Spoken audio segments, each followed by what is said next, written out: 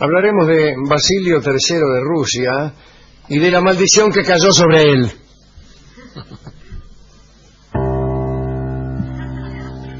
Basilio, el zar maldito. Ubiquémonos en Rusia, allá por el año 1526. Por esos tiempos el zar era Basilio. Basilio III, que estaba casado desde hacía años con la hermosa Salomé Yurievna. Pero había un problema en aquella unión. Basilio no había podido asegurar su descendencia y muchos atribuían esa falla a Salomé.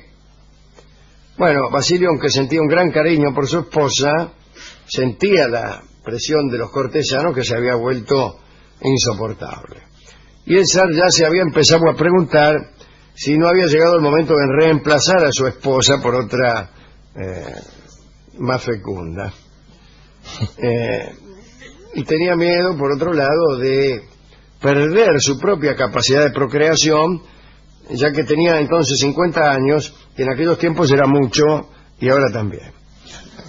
Debe ser difícil, Alejandro, pienso, porque ya que una suegra constantemente le reclame para cuándo un hijo, para que todo un pueblo te reclame, la verdad que la presión debe ser... Sí, la Plaza de Mayo llena. El pibe.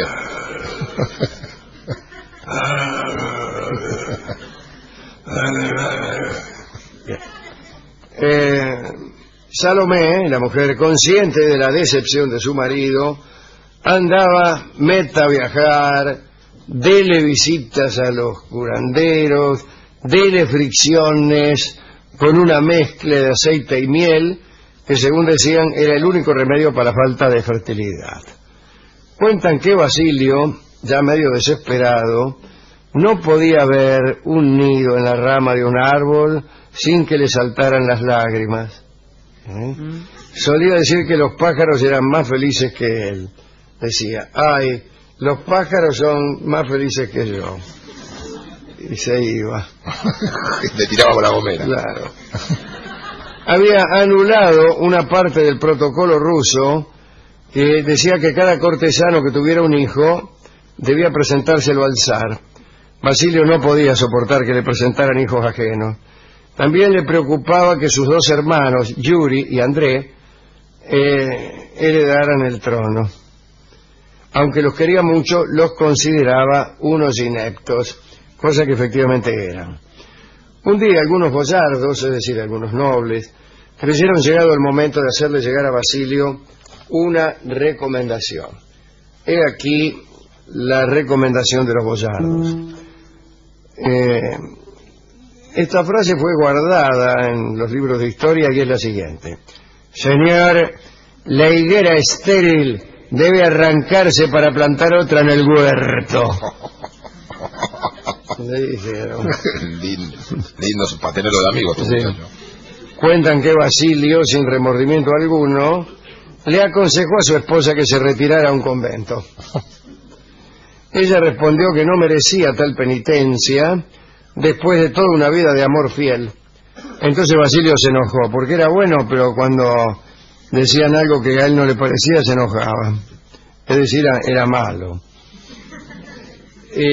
Basilio se enojó, recurrió a la fuerza, y Salomé fue expulsada del palacio y recluida en el convento de Suzdal, donde le cortaron el cabello como símbolo de su repudio. Los cortesanos que abogaron por ella fueron desterrados.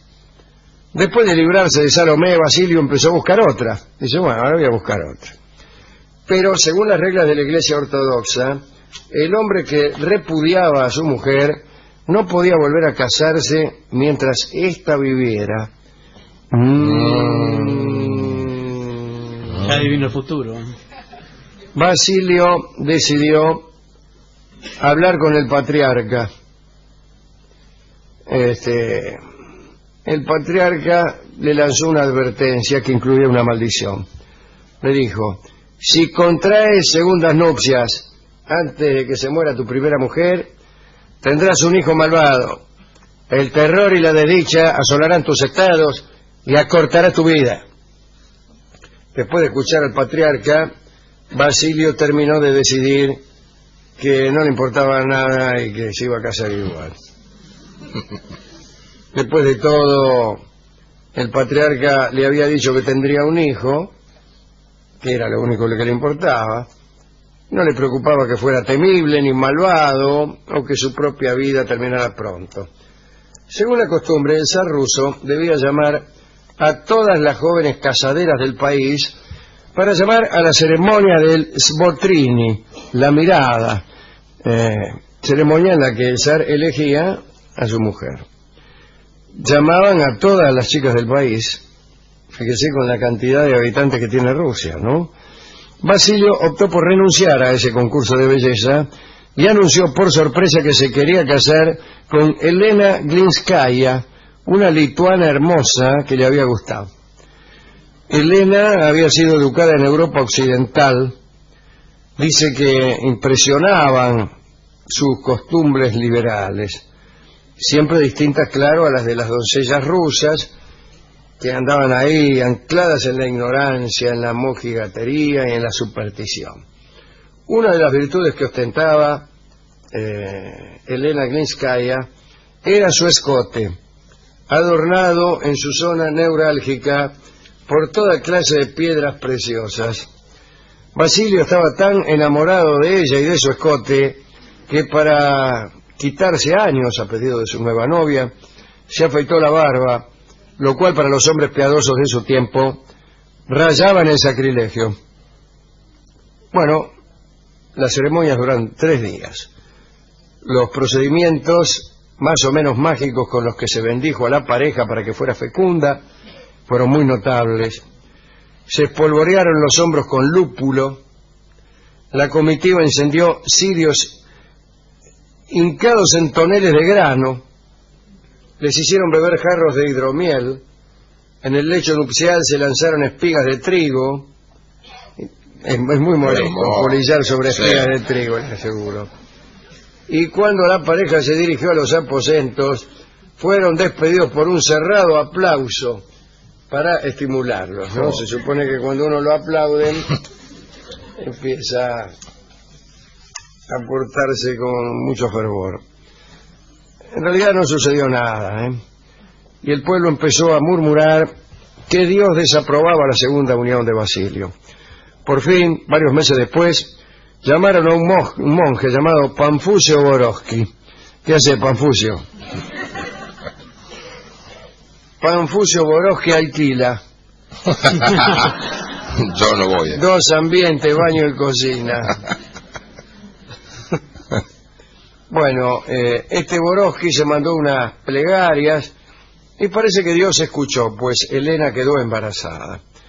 Basilio colmó de regalos al monje Borowski y mandó a que lo canonizaran a sí mismo. Dice, ya que están, dice, este muchacho me lo canonizan bien canonizado.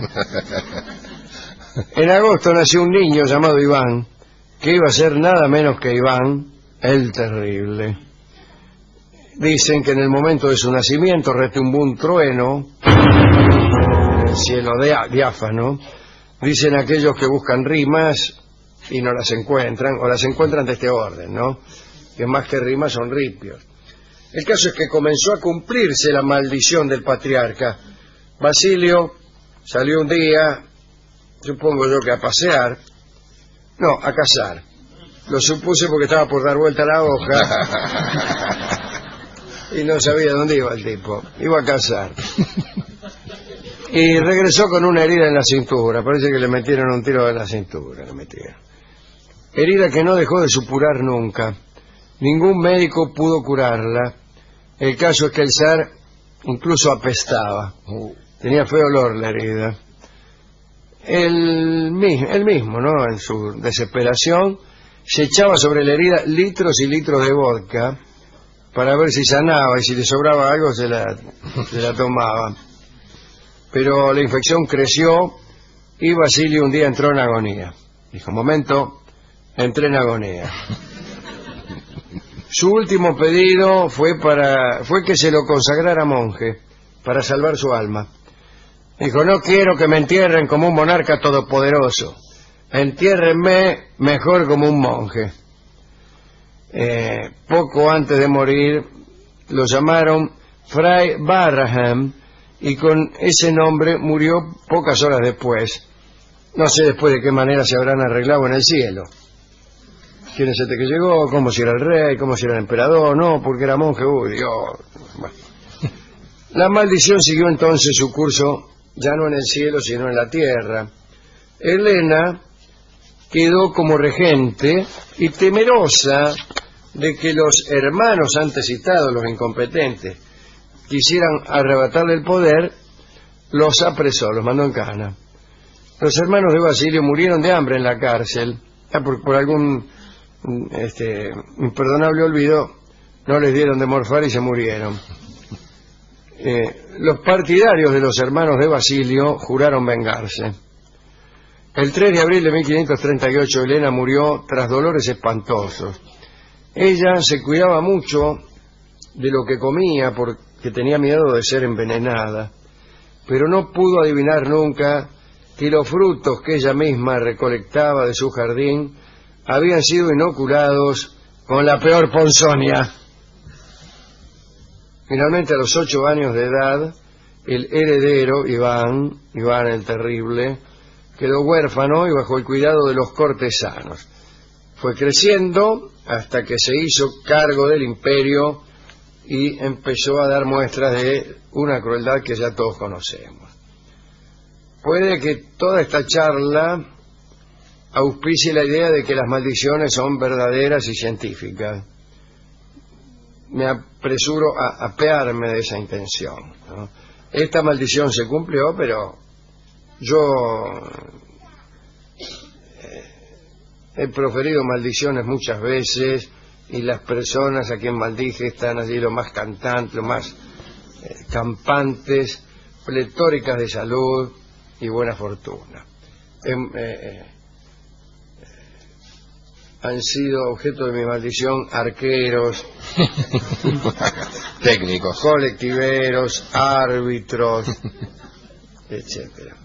Dedicamos esto a Salomé Yuyevna, la bella e injustamente repudiada esposa de Basilio. También a aquellos boyardos que interfirieron o que intercedieron por ella, porque los desterraron, ¿no?